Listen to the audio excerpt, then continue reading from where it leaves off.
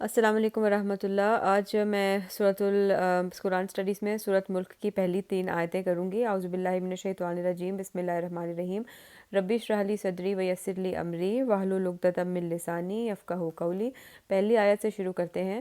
تبارک الذی بیدہ الملک وہو علی کل شیء قدیر، اور اس کا ترجمہ ہے بہت بابرکت ہے وہ اللہ جس کے ہاتھ میں ہے بادشاہی اور وہ ہر چیز پر قدرت رکھنے والا ہے۔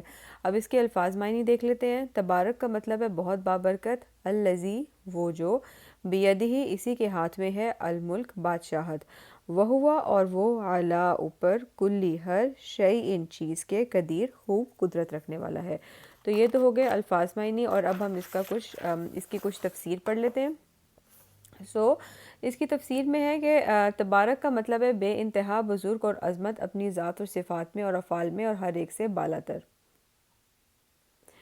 اللہ ہی کے لیے ہے بادشاہی اور قدرت اور غلبہ اللہ ہی کو حاصل ہے، کوئی اسے روک نہیں سکتا۔ وہ بادشاہ کو فقیر بنا دے یا فقیر کو بادشاہ، سب اسی کی قدرت میں ہے اور کوئی اس کی حکمت اور مشیت میں دخل نہیں دے سکتا۔ تو اب اگلی آیت دیکھ لیتے ہیں۔ الذی خلق الموت والحیات لیبلوکم ایکم احسن عملا وہو العزیز الغفور۔ اس کا پیج ٹرن کر کے and let's see the translation۔ جس نے موت اور حیات کو اس لیے پیدا کیا کہ وہ تمہیں آزمائے کہ تم میں سے اچھے کام کون کرتا ہے، اور وہ غالب اور بہت بخشنے والا ہے۔ اب اس کے کچھ الفاظ معنی دیکھ لیتے ہیں۔ خلقہ کا مطلب ہے پیدا کیا، لیبلوکم تاکہ وہ آزمائے تمہیں، ایکم کون تم میں سے، احسن عملا زیادہ اچھے عمل میں ہے، العزیز کا مطلب ہوتا ہے کہ بہت زبردست ہے۔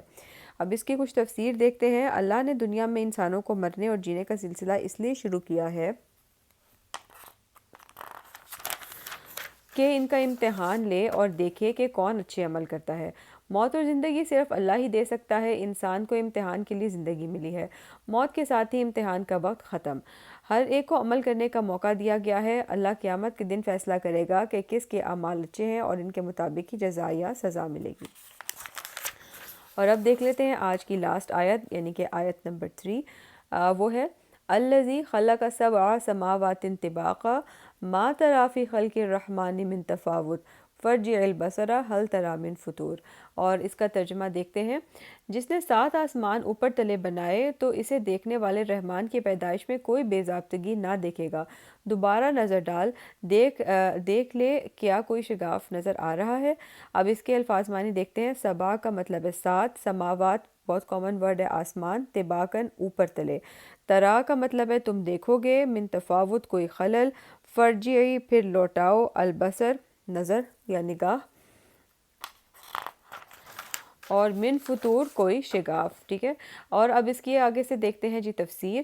آسمان کی طرف بار بار دیکھو، کیا کوئی شگاف نظر آتا ہے؟ آسمان میں کوئی خلل نہیں ہے، بالکل سیدھے اور برابر ہے۔ یہ ایک اس بات پر دلالت کرتا ہے کہ ان سب کو پیدا کرنے والا صرف ایک اللہ ہی ہے۔ بعض دفعہ دوسری بار دیکھنے سے کوئی نقص یا عیب نظر آ جاتا ہے جو کہ پہلی دفعہ میں مس ہو جاتا ہے، لیکن اللہ تعالیٰ دعوت دے رہے ہیں کہ بار بار آسمان کی طرف دیکھو، کیا تمہیں کوئی شگاف نظر آتا ہے، کوئی خلل نظر آتا ہے؟